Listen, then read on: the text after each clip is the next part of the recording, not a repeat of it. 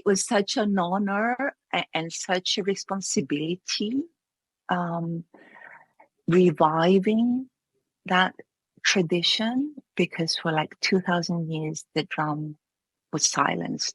The questions is, why is the goddess portrayed with her drum? Why is the drum so important? Okay. And the drum is so important because everything begins as vibration. So really, once you actually start connecting with the frame drum, it inevitably leads you to the goddess. Welcome to Aphrodite Priestess Podcast, a sacred space to connect with the ancient wisdom of the divine feminine. My name is Eleni So. Through my body of work, I want to help you remember, embody, and honor your own divine essence.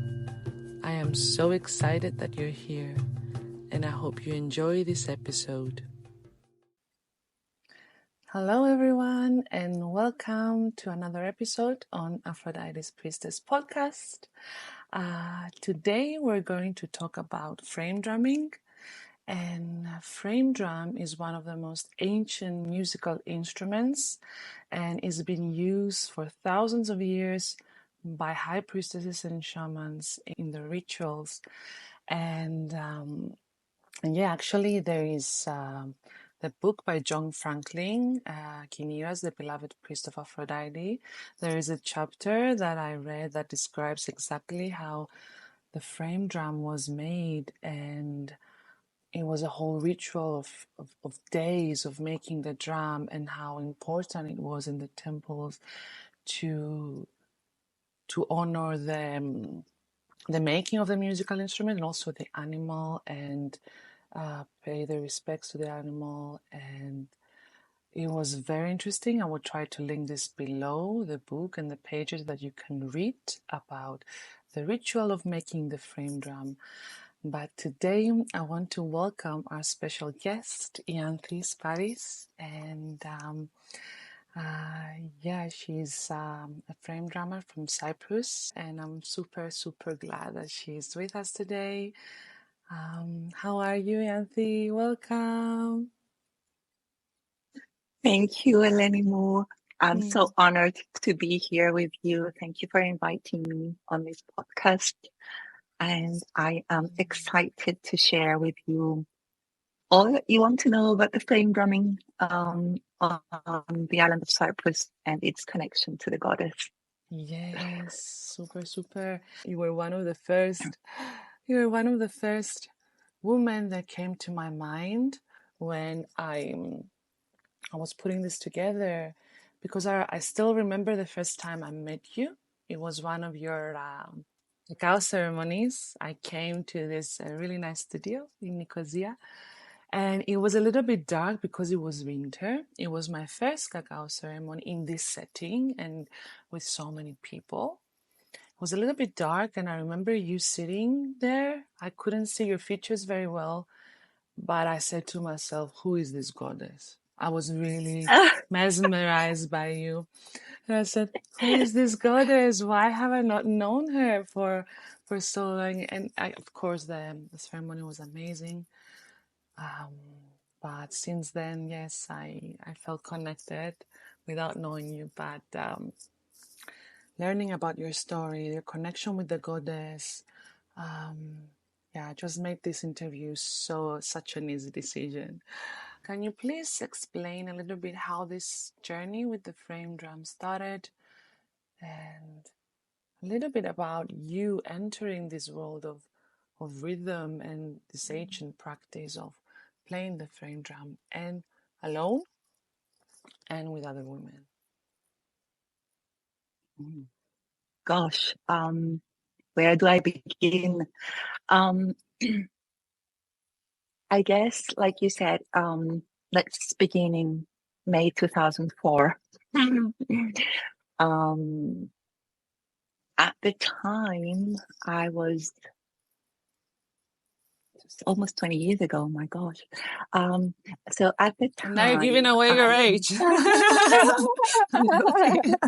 Well, I mean, it's been 20 years since Yes, 2004. There's no way of we are getting around ageless, that. love.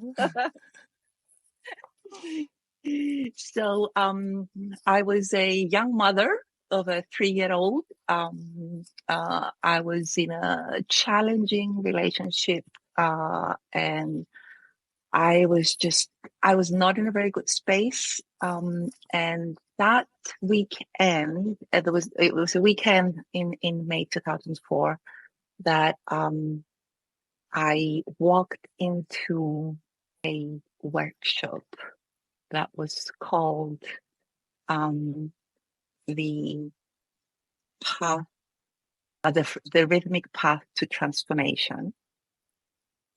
That was happening in Dochny village in Cyprus by this woman that I didn't know anything about, called Elaine Redmond.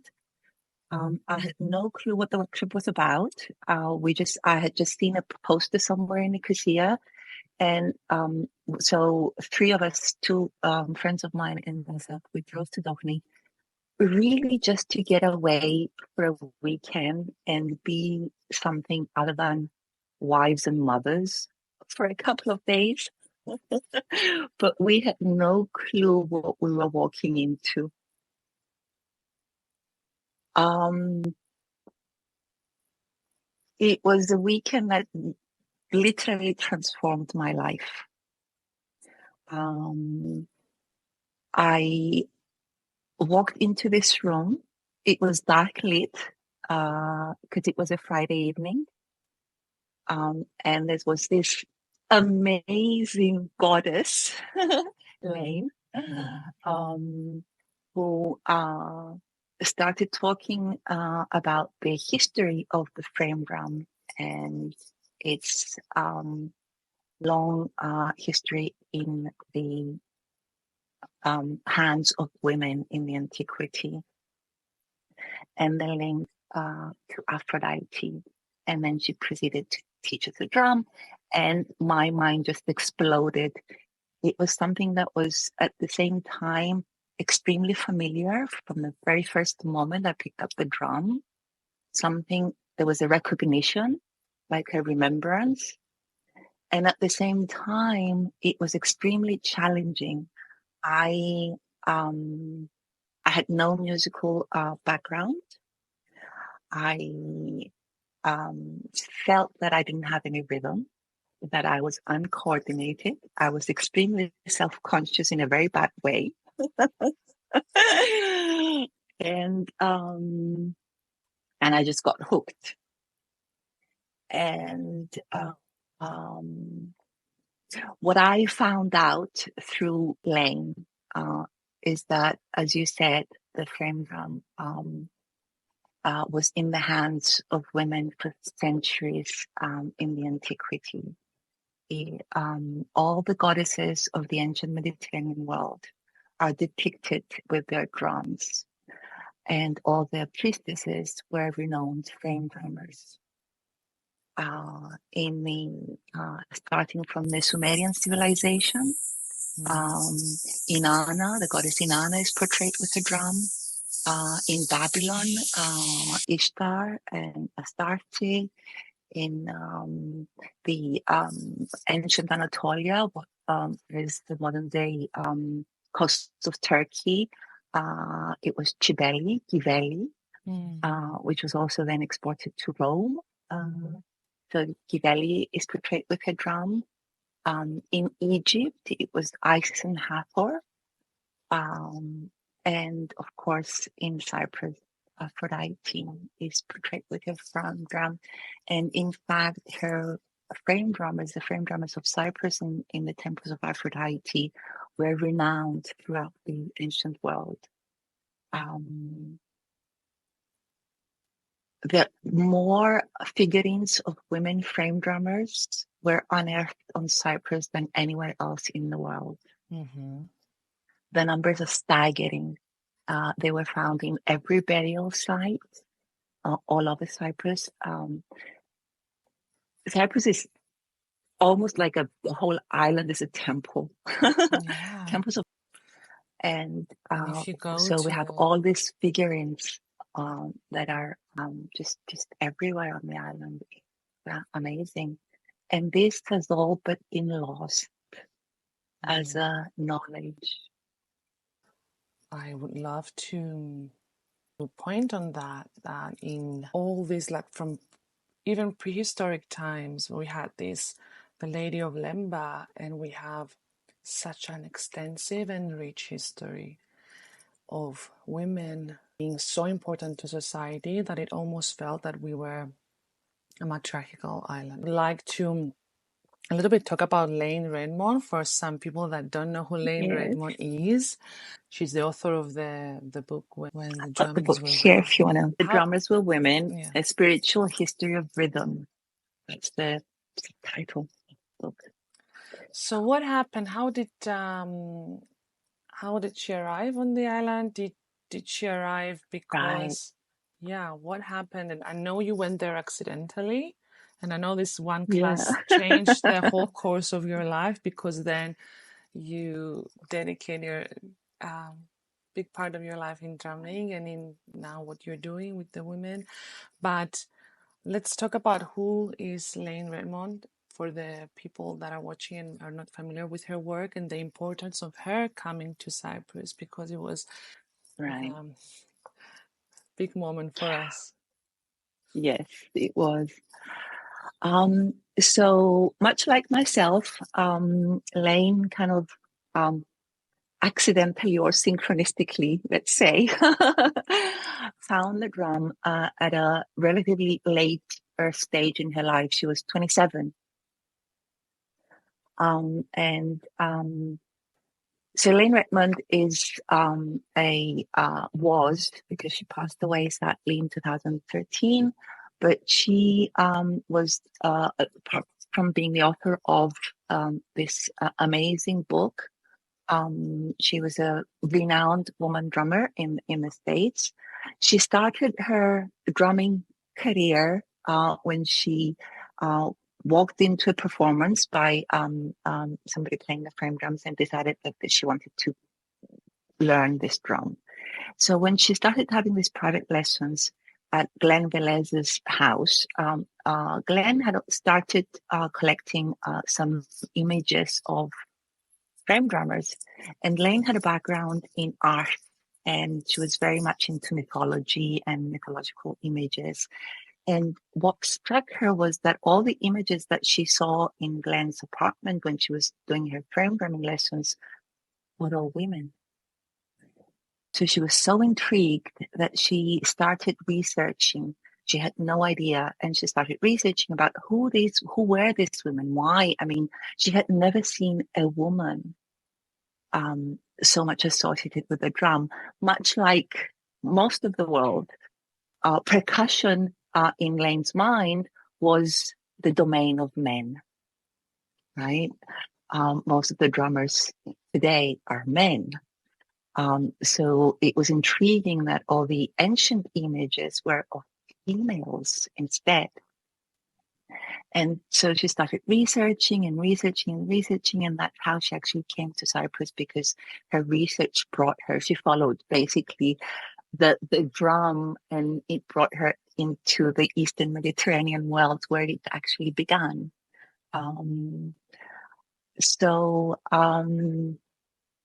Once she found all this amazing, her story, as she to say, she compiled everything in this beautiful, amazing book, and she made it her life's mission, her journey to return the drum to the women. So how were the classes? How were the classes with Lane as when she was in Cyprus? What were you doing in your time together? After that first workshop that that blew my mind, that literally blew my mind, honestly, because the frame drum is such an intriguing instrument, and you do transform through finding the rhythm and the sound.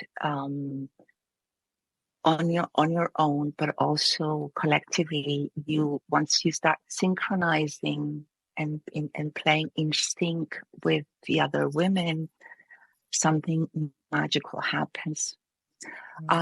So after that first workshop, I ended up being the one that organized Lane's workshops in Cyprus. I would bring Lane to Cyprus twice a year, May and November, for these 3-day workshops that were open to beginners and then advanced women as we progressed. And she would stay for much longer, continuing her research. Then we would go and do ritual performances in the temples. So we would start in the workshop space. Okay. There's a lot of technical information and the flame drum is quite an intricate instrument. There's a lot to it. It helps connect the two hemispheres of the brain. We step keeping the rhythm, the beat. We chant the rhythm, and we play at the same time, and it is all done in a ritual context. So we would burn our incenses, invoke the elements, because each stroke on the drum corresponds to one element in one chakra. And invoke the goddess and play. And it was almost like taking on I know this sounds like really, I don't know how this sounds, but it was such an honor and such a responsibility, reviving that tradition, because for like 2,000 years the drum was silenced on Cyprus. Oh, I have goosebumps you by saying this, because I know how important it is for Cyprus, especially being a Cypriot and witnessing how the shift to total patriarchal system. I just wish I was there. Or I'm just so full of love listening to you, and I feel the importance of what you did back then. And now we're talking about 20 years ago, right? We're talking about 20 years ago. We didn't start performing, immediately. It took time, because it really does take a lot of time. You honestly, it once you start, I mean, when you start learning any musical instrument, it does something, right, to your brain. But the drum particularly, and the frame drum in particular, why? I mean, one of the questions is, why is the goddess portrayed with her drum? Why is the drum so important? Okay. And the drum is so important because everything begins as vibration. Life on this planet, life in the universe begins as vibration. And the goddess, with her drum, it represents her ability to create out of nothing, out of just one single stroke. With one single stroke on her drum, she brings everything into being. So that's why it is at the central. So it has such a central role in all the rituals. And also, Ianthi, something that I read and is so much connected to that is that some of the ancient frame drums has also a red. They also have like a red spot in the middle. Yes, and the bindu. The bindu, yes.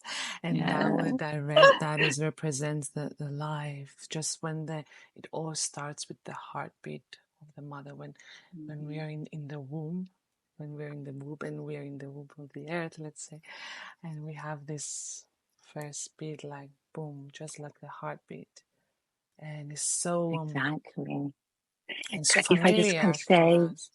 yeah, if I can just add on to that, that is why the sound of the frame drum is so powerful, Yes. because it takes us back to that primordial sound, to that sound that we do hear in our mother's womb. It is the closest sound to what we actually hear in the womb, which is both the heartbeat, but also the pulse of the blood, Mm-hmm.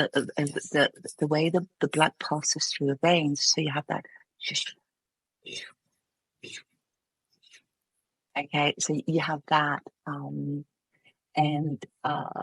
an interesting thing that I want to add here is that, and this is something that I learned from Lane, is that all the ovaries a woman will ever have form when she's a 5-month-old fetus, when she's a 4 or 5-month-old fetus in her mother's womb, Wow. which I means didn't know that. that the sacred egg that became you was vibrating and listening to that sound while your mother was in her mother's womb.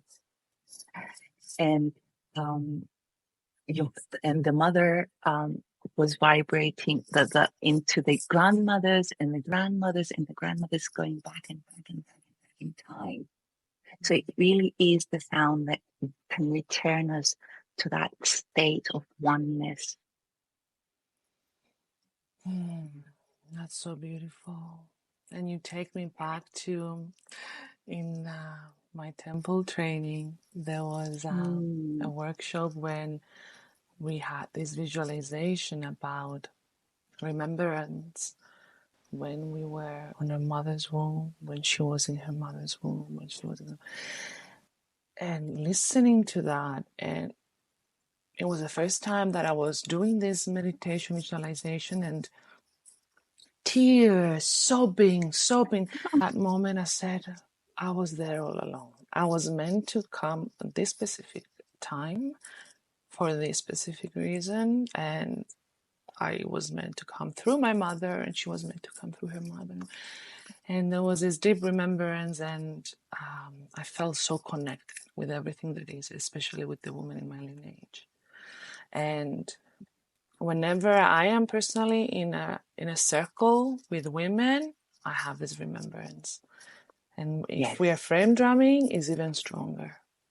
An interesting thing that happens when people drum together is that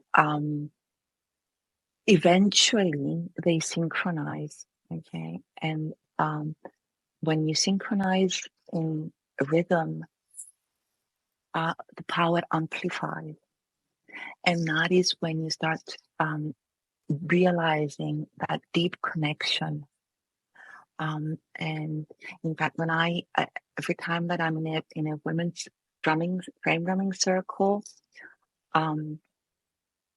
what I look around, and what I feel is that I see different versions of myself. Mm-hmm.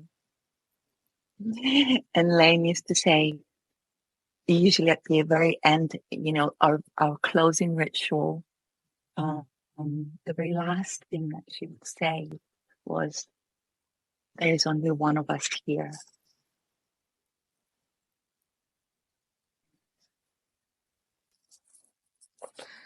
I know, I know, I know.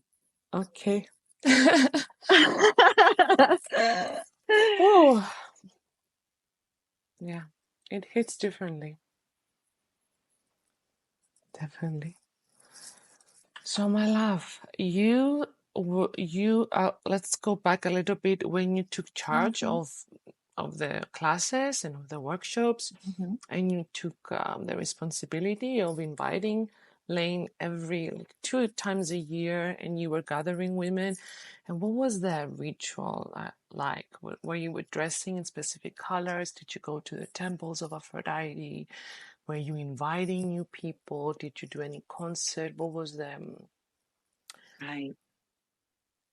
So, like I said, the whenever Lane was here, we would have a like these intense 3-day workshops. Okay, um, that for the first 3 or 4 years, we're open to beginners. So we were getting more and more women aboard aboard this this journey, and then eventually a group of us kind of formed that would uh,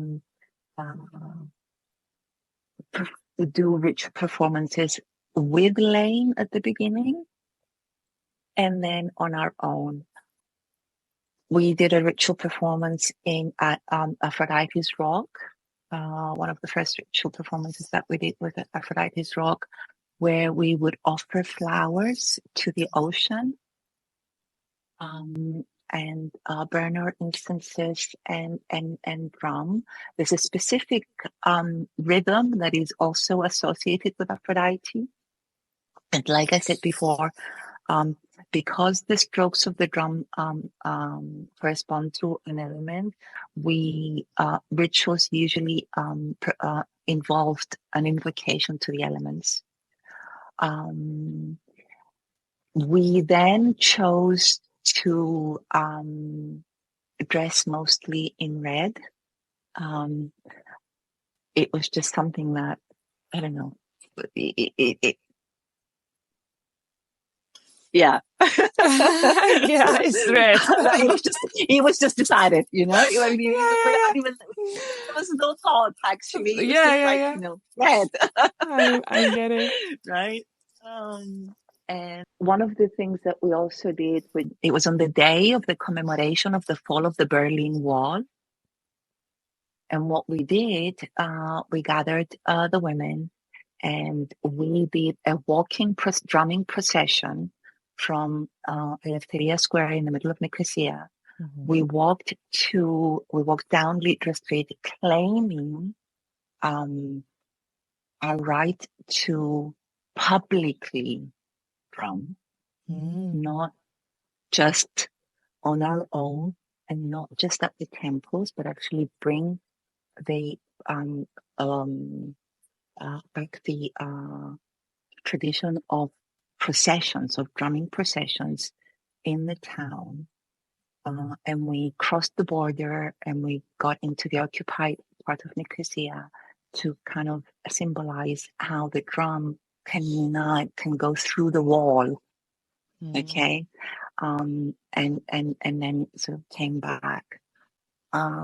We performed at Amathus, the Temple of Amathus. We performed at Kupia.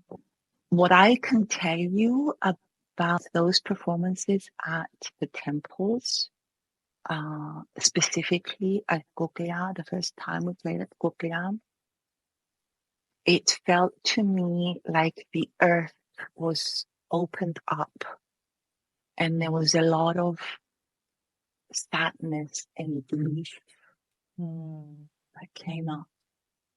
A lot of crying, a lot of wailing, for all the suppression, for all the silencing of the women. Yeah. So the rituals were so that the land could remember and heal.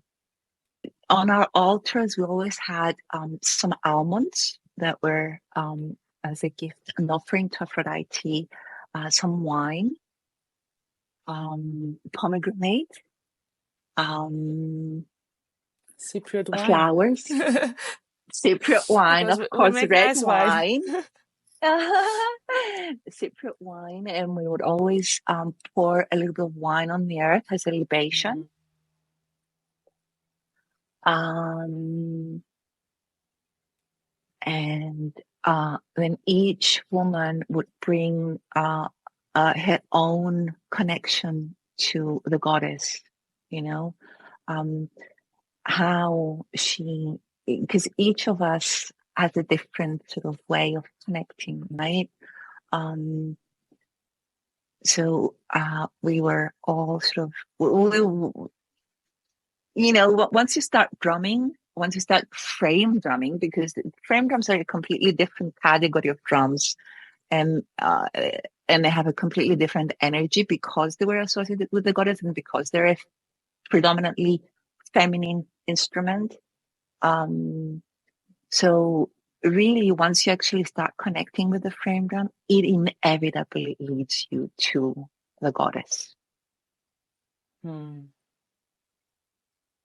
The actual act of picking up the frame drum and playing with another woman, with other women, that is a ritual to the goddess herself, itself, on its own. You don't really need anything else. Yeah. Just by picking the drum and doing it in reverence, it brings you to the goddess space, to that divine feminine. So for me, that is the ritual to the goddess itself. And the more I hone my skills as a drummer, the more adept I become.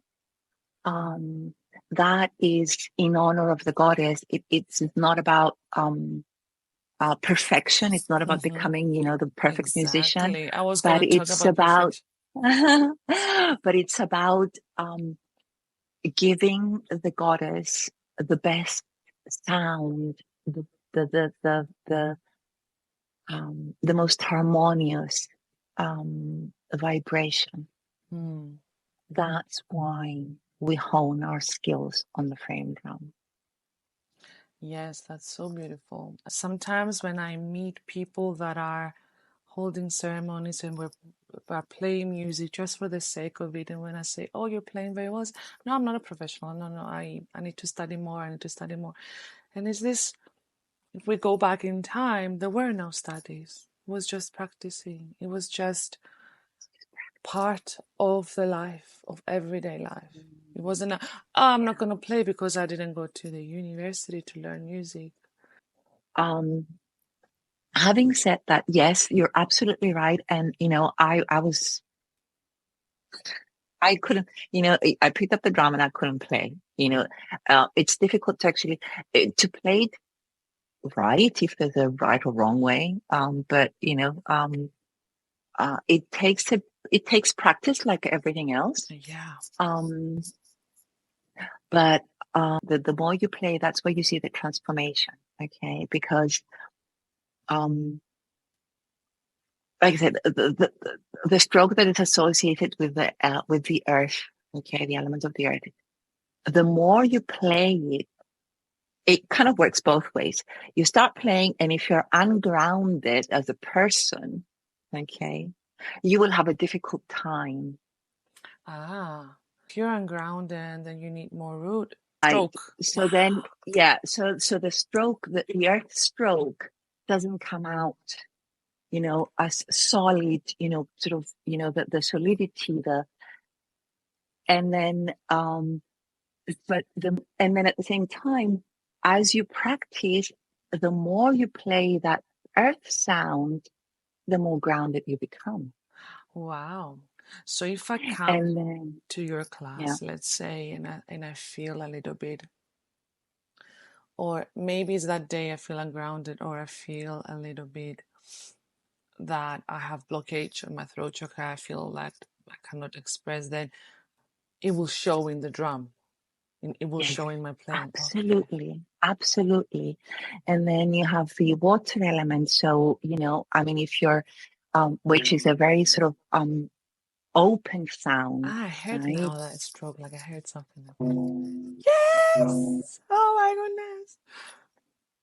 So this is doom. This is the water element, which is in the womb, right?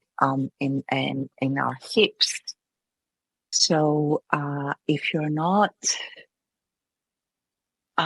able to flow, if you don't have that flowing, doom is actually for me is kind of like the most feminine sound, and it's the sound that is most associated with Aphrodite. So if you don't the water have sound. that, the water sound, yes. of course, right? So it's difficult to actually produce the sound. And then you have the fire element right on the rim, and then you have the air, right? So the more you practice, the clearer that sound becomes. It actually, it's a two-way association and process, right? Mm-hmm. If you have a lot of fire in you as a person, right? Yeah, And your that's my solar plexus is problem. like really, and your solar plexus is really strong, then your attack is going to be like resounding and really sort of, strong. If you're not, you won't make a sound. But the more you practice, you make a sound, and that actually has an effect on building that fire within you. So the more you play and the more you refine your strokes, the more the elements in you come into balance. Mm. Yeah. And Ianthi, I know that you started, I saw this year, your small group frame drumming lessons. Is that right? Yes. Yes. Yeah, actually I started last year. Last year, What okay. happened was, even though, that from 2004 until 2015, when I was still alive, and she used to come to Cyprus twice a year. And then we found another teacher that Lane recommended was closer to us, and he would come sort of in between. Even though he is a man, he's from Israel, and in Israel the frame drum is actually called Thoth Miriam's drum. It is, in the tradition, it is associated with the woman. Um, so after Lane passed, and that was a bit of a, it shook us all. And then I was divorced. I was a single mother at the time. Just life happened, right? Mm-hmm. And we kind of dissolved. And everything stopped for a while. But now that my daughter is off again, she flew from the nest to pursue her own dreams, and she's a student now in UK. So and even though Lane has gone, she hasn't really. Mm. And I can hear her. She kept whispering. She wouldn't let us go. She wouldn't let Cyprus forget. Yeah. So I knew that I needed to bring this back. Nothing is lost. What we did back then has a place, and it's what I am now using as a stepping stone for these classes. So yes, I started doing small classes, teaching women, non-musicians mostly, in a ritual setting. I call those classes mostly, I use various different names, but I usually say return to rhythm, return to grace. Because there was something that, again, this was something that came from Lane. She used to say, if there was a fall from grace, it was a fall from rhythm. It was a fall out of rhythm. So as you return back into rhythm, because everything is rhythmic, right? Yeah. Our breath, the cycles of the seasons, the movement of the stars, the moon orbiting around the earth, everything is rhythmic in our universe. So it is by returning back into our own rhythm and synchronizing with the rhythms of nature and the cosmos that we come back into the grace of the goddess. That's so So this beautiful. is what I'm trying to do. I teach once a week. I am also kind of getting organized so that I can get an online recorded course for beginners that will live on my YouTube channel eventually. And also in those once a month now at my classes, some of the old some of the original drummers that we started off together join once a month. They join the class so that we can start getting back into playing together, and also for the new women to be able to witness the power of a synchronized group of women playing together. Wow. So you kept in contact, you kept your sisterhood, and you joined in frame drumming even once a month to pass it on to the new generation. That is so precious.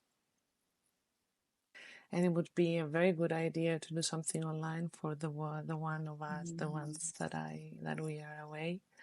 Yeah, and I wanted to second what you said about everything is rhythm, because for me, yes, I studied history, and yes, I did I'm connected with Aphrodite, but the more research I've been doing lately to around this and around even the pre-Hellenic times, because I was not so familiar with the pre-Hellenic history in Cyprus, and now with all the research, it amazes me that everything goes back to rhythm, to music, and how important it was back then to create music as part of their religion, their offerings, their rituals, their life in general. And yeah, this is something that I think what we need to understand is that in prehistoric times, well, not even in prehistoric times, up until at least the domination of patriarchal religions, the monotheistic religions like Christianity and Islam. We're this separation of religious and secular life didn't really exist. Everything was quote unquote religious. I mean, everything was reverence. So the drum was played not just in the temples, but it was played at weddings, at burials, at births. The women, it would help the women give birth. Okay, so it was always a group of women, okay, that were responsible for keeping the rhythm that would make all these important life transitions, birth, marriage, death, easier. And let me just throw in a little bit of the history here, which we know from recorded, one of the first recorded written testimonies of the use of the frame drum comes from the Sumerian civilization. Inanna, when Inanna took a journey to the underworld, 3 days. Does that sound familiar? But yeah, let's get into that. But Inanna went into the underworld to find her partner, her husband, let's say, her male partner, who was killed, and she went into the underworld to find him and resurrect him and bring him back to life. When she was about to go into the underworld, she summoned her high priestess and gave her strict instructions to gather the women to play the drum and keep playing the drum for 3 days non-stop for all the time that she was going to be in the underworld. And with instructions not to stop even for a second, so that when her time in the underworld was done, and when she had found her partner, she could find her way back, the drum would be the path that would lead her back to the world of the living. I love that. Yes, thank you so much. This has been such an enlightening and beautiful conversation. I most certainly feel a better person since the moment we started recording. Really. Is there anything you would like to add before we close? Something that you would like to share? I will put also your links down below the video if someone wants to find you. And if someone is in Cyprus and wants to join your workshops, I highly encourage for anyone to experience this. But it's only for women, right? I'm often asked, can men join?